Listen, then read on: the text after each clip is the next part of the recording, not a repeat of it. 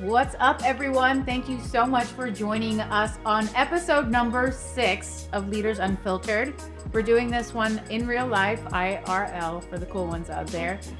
We're actually doing this live and in person in Las Vegas at ProcureCon 2025 with one of my favorites in the industry. Never disappoints, never bores, always unfiltered. A perfect candidate for the Leaders Unfiltered podcast, I would say. Carrie McDowell with Lyft. Thank you so much for being on the show today. I'm so excited to be here. Oh, yes. Well, we're so excited to have you guys. And for all the listeners, thank you for tuning in. And let's get to it. So, Carrie, like I said, I think that you're a perfect candidate for Leaders Unfiltered. I am. I'm very unfiltered. So if y'all got kids around on the show, you may want to put the earmuffs on for this one, maybe. But tell us about yourself. I think you've been in this space for some time. You bring a unique perspective, buyer, supplier. Would love to know like a little bit about your background and what you're doing now. Cool. Yeah. So I started on really actually not even knowing what I was going to do with my career. I started in like fashion. I went to school to pretend I was going to be some cool buyer in New York. Yeah, that didn't actually happen. I decided to go into staffing. So I was on the staffing supplier side. I had a really cool gig actually working on site at Apple. So it was a really fun opportunity. And I really liked the operations and the client side of the house. And so from there, I moved into more of the MSP space, supporting Uber, and went over to Google. And then from there, I finally got an opportunity with my awesome boss, Brett. I went to Brett. Good things about you, Brett. Over at Cruise. And so worked there for 4 years. And I had a really great time. I did a lot of implementation work there as well as building our new business. Unfortunately, Cruise had some unexpected incidents, if you will. Yeah. And I was unfortunately laid off last December in 2024. Unfortunately, with my second child pregnant at 27 weeks. So it was a little rough to get a job at that point. That's wild. It was really wild. It was 27 weeks pregnant, got laid off. Yeah. And it was when it was December. That sucks. During the holidays. Yeah. And that was really unfortunate. But I think, honestly, that was probably the best thing that happened in my career at this point. Yeah. So really got a great opportunity at Lyft. And so here I am running the program, just been here just under a year. And I'm having fun. Like, we're really making our program our own. And I'm really excited about it, honestly. Yeah, we're going to go into a lot of the uniquenesses that are tied within your program, but I think a lot of people in your position can walk away from rebranding to internal stakeholders, to aligning the relationships, to driving incremental change, and also foundational change, and in tandem, right? So there's a lot that we're going to get into, but before we do that, I just want to like start off with the kicker here. What is your passion behind what you're doing? And I know that's a super loaded question because at the end of the day, like we're in procurement for contingent labor, right? Yeah. There's a lot of day-to-day distractions that can help people easily forget their why. But what has helped you in your why? Yeah, for me, I think it's the people. I love helping others. That's a big thing. Like my family, growing up, we helped others. My dad was a bankruptcy lawyer. Wow. Like you don't. Oh my God, you don't make money as a bankruptcy lawyer. Like you get free stuff. Like you get a new backyard or a new kitchen or a new appliance or maybe some meat. I remember eating a lot of. So those are super specific and probably very real, right? And that was the payment. That was the payment that my dad would get. He wouldn't get cash. He got things because he wanted to help people. And so that's a big thing for me and my family, how I grew up personally. So I think that's what keeps me alive. Yeah, I love that. I think that's a super special quality to have and how your dad kind of built that foundation. You guys got paid in meat. Yeah, meat. Not a lot of people can say that they got paid. So this is unfiltered, right? Yeah, this is totally unfiltered. Yeah, so I mean, do you like the aspect of helping others like within the program, or is it the actual workers that are engaging? The workers that get the job, the hiring managers that are struggling to, do their thing, the teams that you get to support and make their lives easier. If you're doing a new implementation and you get to, save some time for an IT person to figure out how to, create an account correctly, all the things, honestly. I think our job is serving and we get to make others' lives better in some way, whether it be a quick little fix or something big like a new job. Yeah, that is super special. It's like one of my things there. It's like the very livelihoods of people, not the change and impact. What I think is really special, especially leading up to this episode, you're with a very notable, I would say, household name brand. Yeah. Right? And we're small. We're little. Yeah. Yeah, we are 10% the size of Uber. Like Uber has 50,000 full-time employees and Lyft has 3,500. But like when you say I need to go get a car to like go out to the club because we're in Vegas or it's the street, like you're gonna say like I need an Uber or I need a Lyft. It's like they're one and the same. Yeah, But they're not. They're like vastly different and we are vastly smaller and kudos to our marketing team. Because I don't think a lot of people know that. I didn't really even know it when I went to go like interview with them. I was like, oh shoot, it's like not as big as I thought it was. And that's okay. I'm excited about it, honestly. There's a lot of growth opportunity. There is a lot of growth opportunity, and it is for, regardless of the size, for a very reputable brand out there. It is someone that 100% of the room would know and recognize. Yeah. And I would love to get your thoughts on how you looked at branding, right? Especially with an super established brand. Yeah. And going in, and what was your thought about the program, how it's branded, and how you want to continue to edify the branding behind contract labor? Yeah. I think that's really important. And, coming in, I was told that our program was a very like self-oiled machine, if you will. Like they can do all the things. There's not a lot of oversight. Bells, whistles, all the things would be great. Awesome. Processes end to end. Yeah. Totally pristine. Yeah. Not the case. I didn't even get a program manual when I started. It was like a 5-page document. I was like, ooh, what are we missing here? Yeah, what are we missing here? So a lot of policy creation, a lot of program, just process evaluation, clean up, just things that take 25 steps, hopefully making it 5 or 10 steps. So it's been a lot of fun there. Yeah. And I think this year is going to be a really fun year for us as well as going into next. I have a new team member, Brian Decker, on my team that started in January. And we're just like super aligned. Like we get each other, we're on the same page. And I'm really excited what we can build at Lyft. Yeah. And I think a lot of, people in your position are going through the same thing. It's that indirect value of what the branding can do to build reputation, to build education, and to grow the program overall. Yeah. And if you had like a checklist, like maybe top 3 things that you did out the gate going into this program for rebranding, what would they be? Yeah. Well, first and foremost, our MSP, was like, oh, go use the MSP, go use the MSP. So my first thing was saying, go use the CWP program. So nomenclature is go use the CWP program, contingent workforce. I created a new logo for us. I put it on all of our documentation. I put it on our website. I made emojis in Slack for it, like all the things. Like I think it was really important to be like, you're using the CWP program because our MSP actually only supports 5% of our contingent workforce labor. So they're not like very large in the grand scheme of things. And so I think it was really important to establish our internal team.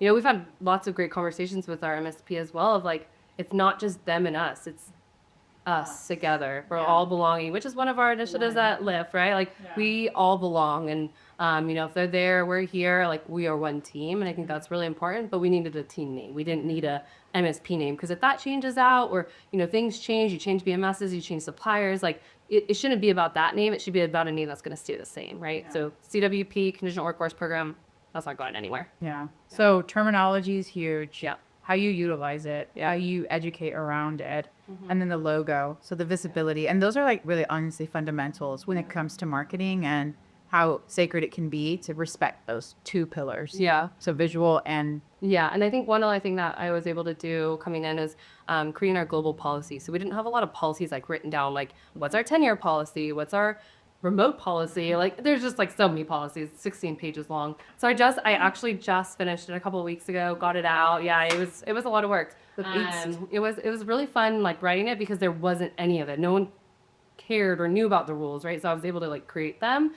We sent it to over 30% of our company as full-time employees. So we've had a really good positive impact on responses like, this is awesome, this is great, thanks. Oh, I have a question. Yeah. So getting our name out there internally, I think was really important. We've had a couple teams come to us more recently, but haven't used us before. They didn't even know who we were or that we existed at Lyft. And so getting our brand out there, I think was a really important effort. And you can tell by the amount of business that we're getting, today versus, our last 2 quarters last year, we're almost at the same amount of 2 quarters in one, from amount of Rex, staff augmentation Rex. And we aren't growing at Lyft, like we aren't, but I think it's important to understand that they just know who we are and how we can help. Yeah, you're not getting utilized. Yeah, that's definitely a success factor. So, turning up the volume when it comes to your visibility, when it came to the terminology, and when it came to the policies around this program, and really like launching a communication campaign. That's like a mini marketing campaign is essentially what. And I'm no marketing major, not. But we did it. We did it. I think we're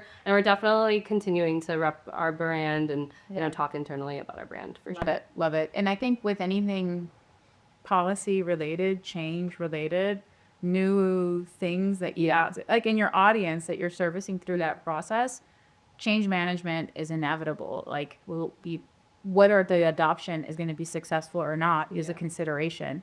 And one of the things that I love about you is obviously you're in it for helping others. I love that story about your dad and how it's really ingrained into your DNA, but you're also really about the relationship. Oh, get you there. So tell me about how you've connected the change management aspect to the relationship. Yeah, I think that's really important. Like, we're here to service our managers and make sure that they get the support that they need, right? So I think from my perspective, it's really important to build a relationship. Why are you coming to us? How can we help? Did you like your experience when you came to us? And really asking those questions.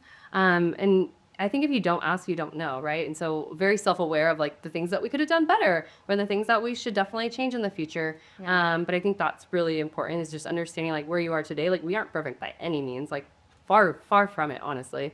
But I think really making sure that we are headed in the right direction. We're, helping others. We're making sure that we're listening to them and supporting them in the needs that they have. I love that. So that's super special. And I think the audience would serve very well with a couple of examples that maybe you can give of how you utilize that live and in action. Yeah, so most recently we had one of our organizations that came to us. It's called Flex Drive. They do, it's actually interesting. I didn't even know about this. They rent cars to Lyft drivers. So if a Lyft driver has a car accident or doesn't have a car but still needs money and needs to work, they can go to our Flex Drive locations. They can rent a car from us. They obviously have to pay for that car or do a certain amount of rides to be able to compensate for it. But they didn't utilize us. They only did FTEs, and FTEs take maternity leave or at Lyft after 5 years of being with us, you can get some time off. And so they were having these gaps within their business because in some locations it was like 2 or 3 employees. When you lose one employee, it's like a big hit on the team. So we recently opened a few different roles with them, which are actually our first driving roles within the contingent workforce space at Lyft. People would think that a lot of our contingent workforce is drivers. It's not. It's actually our first team that's used drivers thus far. But yeah, so that in itself was like, hey, we didn't even know about you guys. We didn't know you existed. We're like, well, we're here. And it's been really going really well. Yeah, it's been really, really going well. And we've been listening to them. We've been giving them, support that they need to make sure that their teams are staffed and can do the job that they're, serving to do. That's awesome. Yeah. I think that is certainly a sense of validation, but you also know that people are going to you for special projects, for like things that they normally probably wouldn't have 18 months prior to that is really where you can drag the needle. All right. So I want to shift a little bit because like I said, the interesting point that you bring on is that you've been on both sides. Yes. Right. And we're at ProcureCon. There's a lot of different ideas that are flowing around. Always. Yes. One of the panels that we will be doing is, whether you want to partner or not partner with like third-party MSPs. And I know you've been on both sides of the fence. So I want to just get your 2 cents. Like, what do you think about the model of the MSP and where that's realistically going? Yeah. I have a lot of thoughts on this. What's our timing? Do we have a few minutes? I was kidding.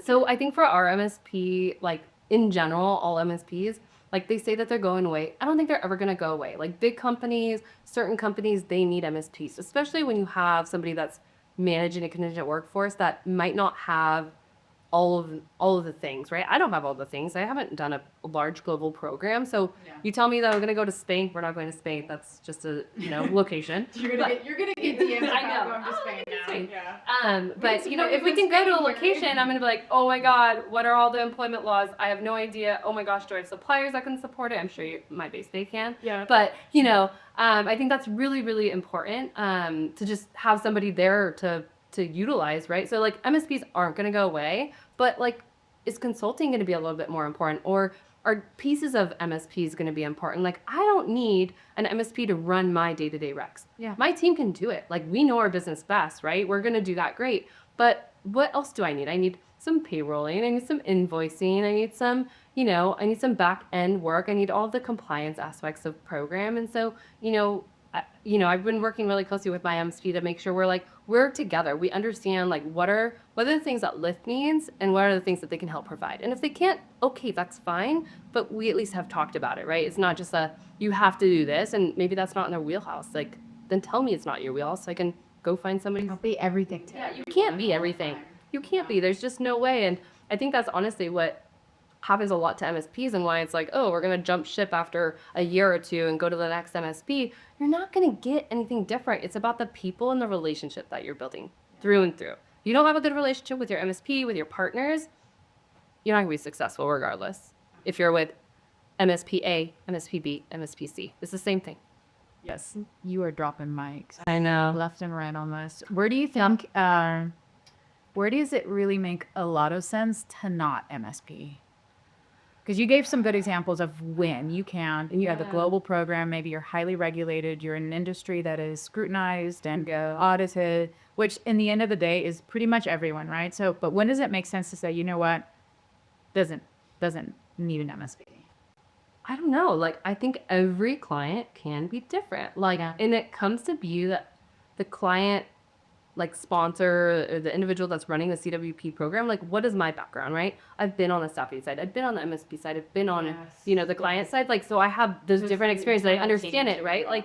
But some people have only been on, an MSP side or only on the staffing side and then went to a client side. And so they might have the compliance stuff missing, right, within their portfolio. And that's okay, right? But I think that's a really interesting part. I was talking to Angela, West Head, earlier today. And she is all about the procurement side of the house. I don't know a lot about procurement. So me and her could be really good in the one client, right? But we're not. And so it's important to understand that she has more pros and I have more pros, and that's where consulting or friendship comes into play, where I can go and ask her questions that she is proficient in and she's done before, and I just have it. That's okay. It's okay to not be the best at everything. I think that's honestly what I love about the CW space is all a little bit about everything, but you are also good in some really key pieces of business, but there's also some that you're yep, that's a blind side. I don't know what's going on within those areas. So I think that's really important. And knowing who you are, what your brand is, the client needs, and what you can provide to it and what you can't. And that's okay with what you can't, but you have to ask for it and be able to get support. So there's definitely not a magic wand to MSP or not an MSP. It's an artful delegation and knowing. It sounds like you are the saying, how do you prioritize process, technology, or people? You're definitely people, process, technology kind of driven. I'm getting that insight. Is that right? I think having the right technology could really help. Yes. Right now I have 0 integrations and it's not helpful. So I will say having the right technology might be number 2 at the moment for my current state, but I do agree. Process is really huge. If you don't have good process, then who cares what your technology is? Whether it's integrated or not, it's still going to be a total shit show. Yeah, definitely. All right, I'm going to switch it up a little bit because there's one of the comments that you made earlier and I want to double down on it. It's December. You're 27 weeks pregnant. You're going to hopefully have a baby in 13 weeks. I get out of baby. Yes. And you get laid off, right? So you end up finding a wonderful opportunity at Lyft. And not only that, but you obviously are driving for some major change across the program, which is awesome to see. But you did that at the height of having a baby. Yeah. And going my second baby. Your second baby, right? And trying to figure out not only momming 2 kids now, but also making impactful change across the program and with a brand presence and my career and career. This is my my first program I'm managing by myself. I think that's a really important aspect. One, I was able to get the job. God bless my old boss Sarah. But I think it was a hard time. A lot of doubt, honestly. If you haven't been laid off before, I think it's really, really hard to feel what others that have been laid off are. And everyone says that, and we lay off people all the time in the CW space. So you're you feel it, but you don't feel it until you feel it, right? Until it happens to you. And that was really big for me. God, if I didn't get the job when I got my job, like, phew, I don't even know. Like, unemployment would have been coming in, and, bills wouldn't have been unpaid. And I think that's really, really important. Like, it was a perfect time in my life to get a really, really awesome job, run my own program, do some really cool change along with it. Have 2 kids. I have a 3-year-old and a 1-year-old now. Like, really, really crazy time in my life. And, I could have taken some easy roads. I could have taken the position that maybe got me more money, or was able to, let me stay at home fully remote, right? So I have to go in the office now. But I took the opportunity to take that lower paying job, but really make an impact to both myself, my career, my family, be there for my family, and make sure that I'm The new organization is so going. Yeah, like, I love Lyft. I love it. starting off. But Yeah. It was just me, and I had a coordinator, but she didn't have CW experience. So from a contingent workforce experience perspective, it was just my on your shoulder. Yeah. And it was hard, but I mean, I wouldn't change it, honestly. It wouldn't. I think it will really be like, ask me in 5 years. Yeah. Like, did I make the right decision? I'll let you know. Yeah. But I don't think it's going to be a bad one that I made. Yeah, no, it definitely sounds like you're doing some positive things. How did you juggle baby and change? Like, talk to me, because you said some things about the environment at Lyft, which has allowed you to flourish as a mom, right? So yeah, it's a very big family organization as a whole. So for me, I got lucky. We didn't have to actually go in the office right when I started. So when I came back, so it was really cool. I actually started at 8 weeks postpartum, was working from home for the most part.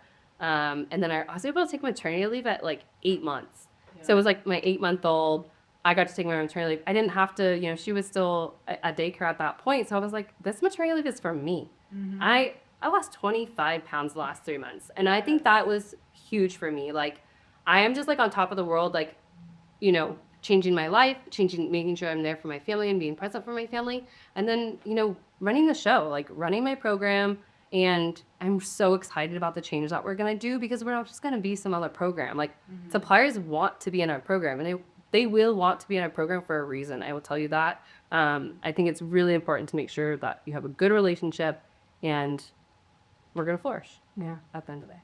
So I think that there's a lot of people out there that have not moved forward within their own career because of their own self-doubt, because they're not capable of it. But, pushing yourself forward, and also understanding that that's setting an example for the kids that you're bringing into the world, or if you're doing parenting or your why at the end of the day.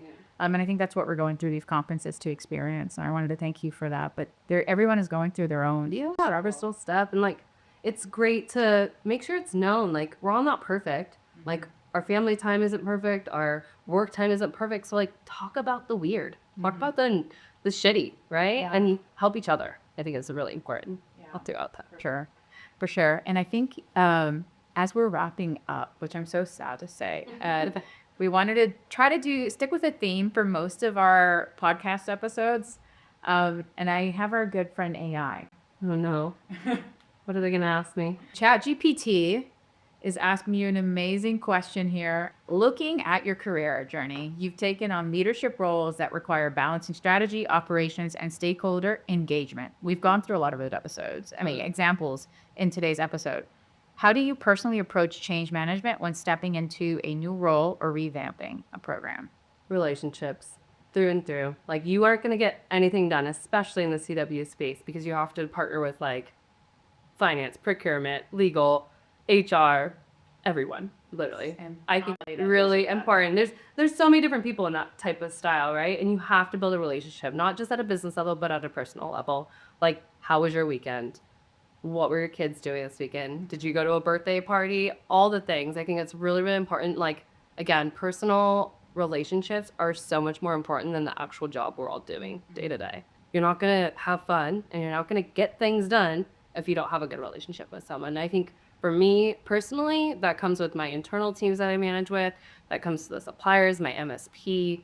I think it's really important. You aren't going to do well or have fun or be great if you don't have a good relationship with the partners that you have. You have to care. Yeah, you have to. And I sure do. Yeah, and you can tell. Definitely can tell. All right, so then one of the things that I wanted to just wrap up today's episode is just looking back, right? And if you could leave your kids with something about yourself, about what you're doing. What would you want your kids to take away from how you're balancing your career and also the motherhood, the running the home, and all of that? Do everything with your heart. Aw, that's awesome. Yeah. Appreciate it. Right on. There you go. Well, Carrie, thanks so much for joining us. It was awesome to have you. And I wanted to thank our listeners, too, for tuning in to today's episode. It's not lost on us that you guys have spent some time, and time is the most valuable thing I think we can offer each other. So we appreciate you guys spending some time. And Carrie, we're going to do like a part 2 at CWS or something. Yes. Yes? Pajama jam? Maybe. Thank you guys for tuning in to today's episode. We will catch y'all on the next episode of Leaders Unfiltered. Bye. See ya.